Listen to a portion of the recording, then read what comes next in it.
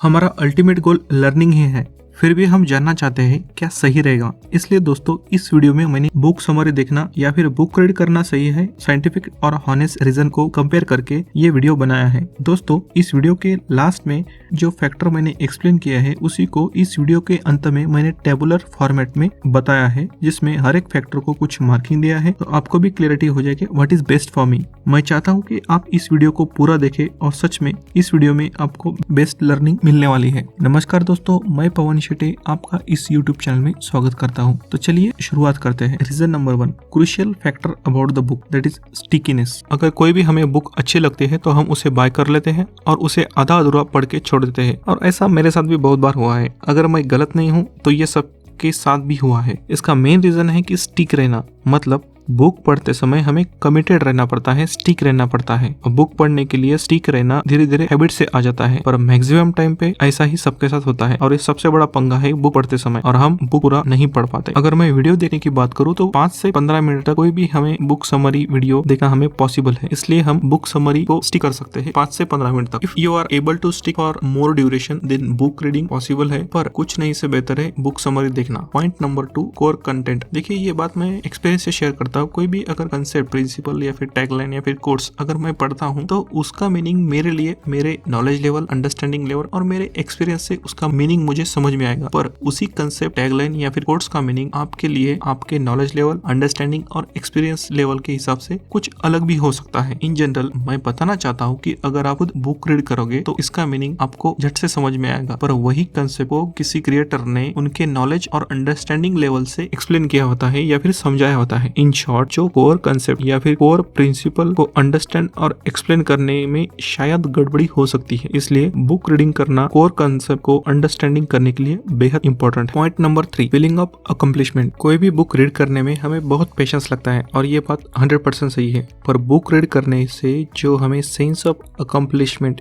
यानी पूर्णत्व का जो अनुभव मिलता है उसे शब्दों में बयां करना पॉसिबल नहीं है। पर वही अगर आप बुक समरी देखते हो या फिर रीड करते हो तो वो जो सेंस ऑफ अकम्प्लिशमेंट है वो अनुभव आपको पॉसिबल नहीं होगा, क्योंकि एक वीडियो देखने के बाद हम तुरंत दूसरे वीडियो की तरफ चले जाते हैं और साथ में कुछ एडवर्टाइज भी आते हैं जो हमें डिस्ट्रैक्ट करते हैं। तो फीलिंग ऑफ अकम्प्लिशमेंट एक्सपीरियंस आता है वो बुक रीडिंग में आता है, तो इसलिए मैं यहाँ पे बुक रीडिंग इम्पोर्टेंट है ये बताता हूँ। Point number 4, time saving. देखिए मोस्ट ऑफ द बुक्स लगभग 200 से 300 पेजेस तक होता है। अगर हम दिन में आधा घंटा अगर पढ़ ले तो हो सकता है कोई किताब, बुक खत्म करने के लिए हमें 1 वीक या फिर 2 वीक लग सकते हैं, और ये बहुत ही ज्यादा समय हो सकता है। पर उसी बुक को अगर समरी में अगर हम देखते हैं तो उसे 5 से 20 मिनट में समरी खत्म होती है। अगर हमारा अल्टीमेट गोल अगर टाइम सेविंग है, क्योंकि यहाँ पे मैं बुक समरी को या फिर बुक वीडियो समरी देखने के लिए ज्यादा वेटेज देता हूँ, क्योंकि ये हमारा टाइम सेव करता है। Point number 5, action rate. Book read करते समय हमें बुक के अंदर के जो कोर कंसेप्ट है उसे स्लाइटली लेंदी प्रोसेस से एक्सप्लेन किया होता है, और यही lengthy process with example, with elaboration हमें सेम कंसेप्ट को लॉन्ग टर्म मेमोरी में रजिस्टर करता है, जो कि बुक समरी में इसकी पॉसिबिलिटी बहुत कम है। इसलिए लॉन्ग टर्म मेमोरी में रजिस्टर किया हुआ कंसेप्ट हमें एक्शन लेने के लिए बहुत ही ज्यादा हेल्पफुल होता है कंपैरेटिवली बुक समरी। देखिए बुक समरी में बताया हुआ कंसेप्ट लाइफ में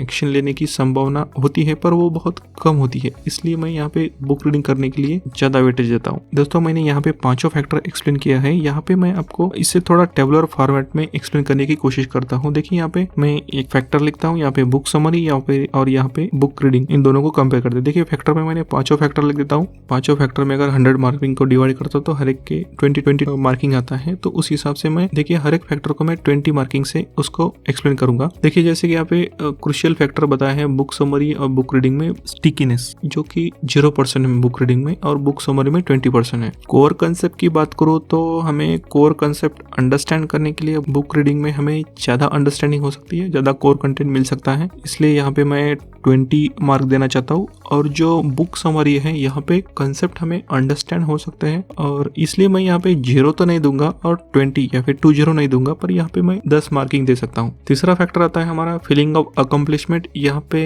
बुक समरी में हमें फीलिंग ऑफ अकम्प्लिशमेंट पूरा 0 आता है, पर बुक रीडिंग करते समय यहाँ पे अच्छा आता है, बहुत ही ज्यादा आता है अकम्प्लिशमेंट, तो इसलिए मैं इसको 20 मार्क देना चाहता हूँ। चौथा फैक्टर आता है हमारा time saving. Obviously book summary अगर हम पढ़े तो यहाँ पे बहुत ही ज्यादा टाइम सेव होगा, इसलिए मैं 20 मार्क देना चाहता हूँ। अब बुक रीडिंग रीडिंग के लिए हमारा टाइम सेव नहीं होता, बहुत ही लेंदी प्रोसेस है, 1 वीक या फिर 2 वीक लगता है, इसलिए मैं यहाँ पे 0 मार्किंग देता हूँ। पर ब्रैकेट में आपको मैं ये बात समझाता हूँ, बुक रीडिंग करते समय जो हमने टाइम दिया हुआ है वो हमारा टाइम इन्वेस्ट है, टाइम सेविंग हमारा बुक रीडिंग में नहीं होता है, जो कि 0 है, इसलिए मैं इसको 0 ही मार्किंग दूंगा। पांचवा और आखिरी फैक्टर है हमारा एक्शन रेट। यहाँ पे एक्शन रेट की बात करूँ तो जैसे मैंने बताया कि लॉन्ग टर्म मेमोरी में अगर चीजें हमारे रजिस्टर होती है तो हमारा बुक रीडिंग ही सही है, जो कि मैं उसे 20 मार्क्स देना चाहता हूँ। समरी के लिए तो मैं 10 मार्क सही रहेगा मेरे हिसाब से, क्योंकि 0 मतलब कुछ भी नहीं, ऐसा नहीं है, और 20 मतलब बुक रीडिंग के हिसाब से तो नहीं आएगा, पर 10 मार्किंग सही रहेगा। यहाँ पे मैं अगर बुक समरी में जो मार्किंग दिया है, यहाँ पे अगर मैं बता तो टोटल हो रहा है 60 और रीडिंग में जो हो रहा है वो लगभग हो रहा है 60 और दोनों इक्वल हो रहा है। दोस्तों इस टेबुलर कंपैरिजन से मुझे ये आपको बताना है कि बुक समरी और बुक वीडियो दोनों भी सही है यहाँ पे, क्योंकि हमने कुछ भी हो जाए हमें बुक रीडिंग या फिर बुक समरी दोनों से हमें अंडरस्टैंडिंग मिल रही है। और यहाँ पे मैंने जो टेबुलर फॉर्मेट में एक्सप्लेन किया है वो इक्वली 60 मार्किंग आ रहा है, मतलब दोनों भी अपने अपने फैक्टर के हिसाब से सही है,